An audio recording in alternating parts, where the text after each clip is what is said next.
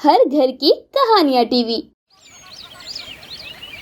रौनकपुर गांव में रज्जो अपने बेटे और बहू के साथ रहा करती थी।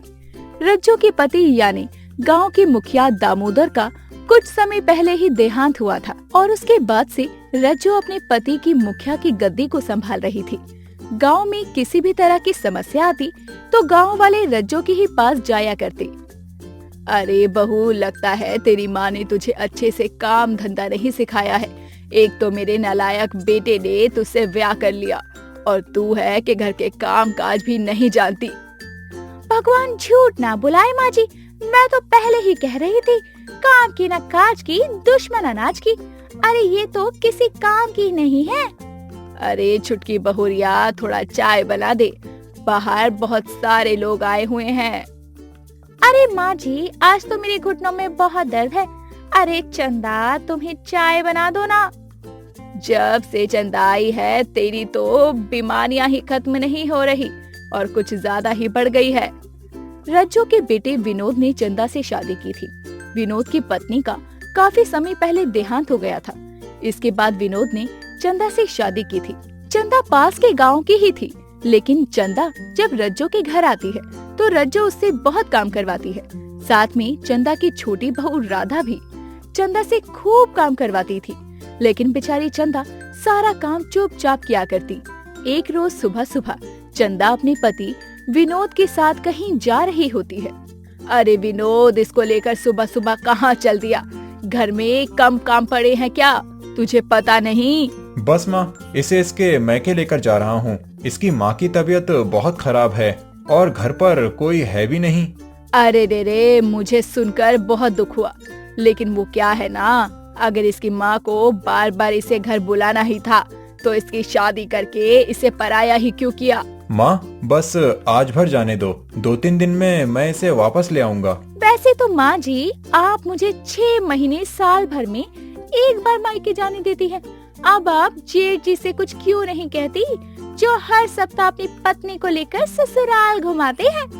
अरे इसकी तो मति मारी गई है। अगर इसके अंदर दिमाग होता तो इस अनपढ़ गवार जाहिल औरत से शादी थोड़ी करता। माँ, मैंने आपको पहले ही कहा था कि मुझे चंदा बहुत पसंद है और चंदा को भी मुझसे शादी करने में कोई एतराज नहीं था, बल्कि वो जानती थी कि मैं शादीशुदा हूँ और एक बच्चे का बाप हूँ। सारी ऊंची नाक इसने कटवा कर रख दी है। अरे इसकी माँ ने भी मुखिया घराना और पैसे वाला घर देखकर ही अपनी बेटी को इस घर में ब्याहा है, वरना अगर गरीब घर से ऐसा रिश्ता आता तो भले ही थोड़ी ना अपना लेती ये। इतना सब सुनने के बाद विनोद अपनी पत्नी चंदा को लेकर उसके मायके जा आता है, जहाँ चंदा अपनी माँ से मिलकर खूब रोती है। इधर चंदा की देवरानी राधा अपनी सास के कान भर रही होती है। माँ जी, मैं तो कहती हूँ जरूर चंदा हमसे कुछ न कुछ छुपा रही है, वरना इतनी सुंदर बेटी को कौन ऐसे घर में ब्याहता है? मान लिया कि पैसों के लिए शादी की हो, लेकिन मुझे उसमें भी कुछ ठीक नहीं लगता। सीधा सीधा क्यों नहीं बोलती? तू उसे घर का सारा काम करवाना चाहती है। चल ठीक है, जब वो अपने मायके से आएगी तो उसे घर के काम करवा ले। मैं तुम दोनों के बीच में नहीं पड़ूंगी। अब 2 दिन बाद चंदा घर आती है और अपने कमरे में जाकर जैसे ही बैठती है, वैसे ही राधा हाथ में झाड़ू ले आती है और चंदा को धमकाते हुए कहती है, पूरे घर में झाड़ू पोछा बर्तन सब करना है तुझे, 1 मिनट बैठने की जरूरत नहीं है। शाम का खाना भी तू ही बनाएगी। आप मुझे ये सब क्यों कह रही हैं और ऐसे तू तड़क से बात क्यों कर रही हैं? मैं तो आपसे बड़ी हूँ, मैं तो आपकी जेठानी हूँ ना। अरे रिश्ते में होगी मेरी दादी, लेकिन उम्र में तो तू छोटी ही है ना मुझसे, तो ज्यादा दादी अम्मा मत बन। ना जानी तुझे जेठ जी कैसे पसंद आ गए, मुझे तो उनकी शक्ल तक नहीं पसंद। चंदा घर का सारा काम करने के बाद रात का खाना भी बनाती है और इधर सब खाकर सो जाते हैं, लेकिन चंदा अभी भी जाग रही थी। वह रज्जो के कमरे में जाती है और कोई जरूरी कागजात ढूंढने लगती है। अरे कहाँ है वो कागज? माँ जी कहाँ रख सकती हैं? मुझे वो कागज किसी भी हाल में चाहिए। खटपट की आवाज से रज्जो की नींद खुल जाती है और वो अपने सामने चंदा को देखती है।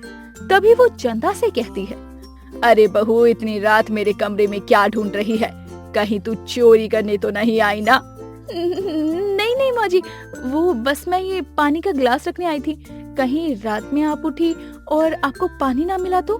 हाँ हाँ ठीक है, अब खटपट मत कर और मुझे सोने दे। सुबह से शाम हो जाती है लेकिन मुझे आराम करने का समय नहीं मिलता, और रात को भी तू अब मेरे सर पर चढ़कर नाच रही है। चंदा वहाँ से चली जाती है। ऐसे ही समय बीतता रहता है। चंदा घर का पूरा काम करती है, रज्जू के ताने भी सुनती है, और तो और अपनी देवरानी की फालतू की बातों को सहती है। एक रोज सुबह के समय रज्जू, राधा और विनोद पूरे घर में चंदा को ढूंढ लेती है, पर चंदा कहीं नहीं मिलती। मैंने तो पहले ही कहा था, मुझे चंदा शक्ल से ही चोर लगती है। अब सामान लेकर भाग गई ना वो।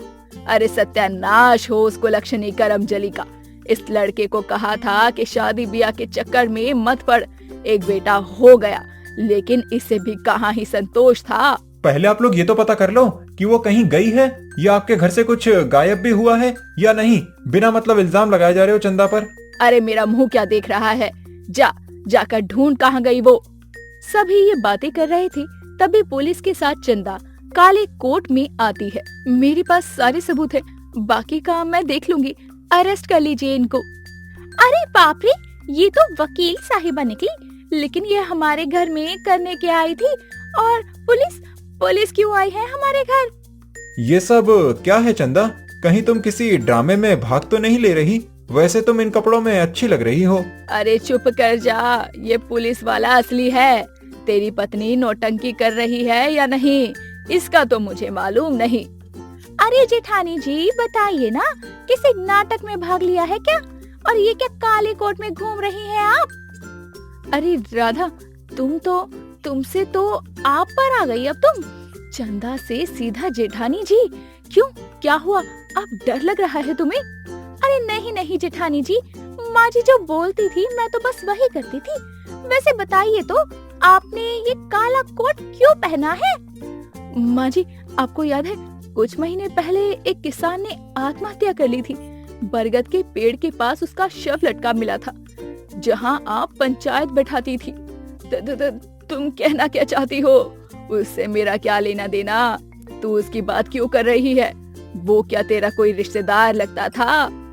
हाँ बिल्कुल माँ जी, वो मेरे पिताजी थे, जिसे आपने और आपके पति देव दामोदर जी ने मरवा दिया। याद आया आपको? दरोगा जी ये झूठ बोल रही है। ना जाने इसे किसने क्या कह दिया। उस किसान को मैंने मरवाया है या मेरे पति ने मरवाया? अरे वो तो स्वर्ग सिधार गए। चंदा, ये तुम क्या कह रही हो? तुम माँ पे ऐसे इल्जाम कैसे लगा सकती हो? और वो किसान तुम्हारे पिताजी थे? ये सब क्या है? गिरफ्तार कर लीजिए आप इन्हें। आपको जमीन के फर्जी कागज तो मिल गए होंगे, जिस पर मेरे पिताजी के नकली साइन थे। बाप रे, ये सीधी साधी भोली भाली जेठानी तो अपने ससुराल वालों के साथ खेल गई लगता है। और सच क्या निकला, मान ही गए जेठानी जी आपको। कमाल कर दिया। सीधे सीधे आप चलती है या आपको खींच कर ले जाना पड़ेगा? बहुत इज्जत बना रखी है ना आपने मुखिया पत्नी होने की। तुझे ये सब बहुत महंगा पड़ेगा। तुझे पता नहीं तूने किससे पंगा लिया है। मैं छोड़ूंगी नहीं तुझे। जेठानी जी, आप अपने दादा का परदादा का सबका बदला लेना सासू माँ से। एक नंबर की डायन है ये, डायन। क्या बोली तू मुझे? एक बार मुझे इन सब चीजों से फुर्सत लेने दे। तुझे तो मैं छोड़ूंगी नहीं। आज तक मेरी चाकरी करती थी और आज मुझ पर चिल्लाने लगी। रज्जू को पुलिस पकड़ कर ले जाती है और चंदा के पिता को न्याय भी मिल जाता है। हालांकि चंदा उसके बाद विनोद के साथ इस शर्त पर रहती है कि वो अपना अलग घर बनाकर रहेंगे और रज्जू के घर से कोई नाता नहीं रखेंगे। विनोद भी अपनी माँ की सच्चाई सामने आने के बाद घर छोड़ देता है और चंदा के साथ अपने खुशहाल जीवन की नई शुरुआत करता है।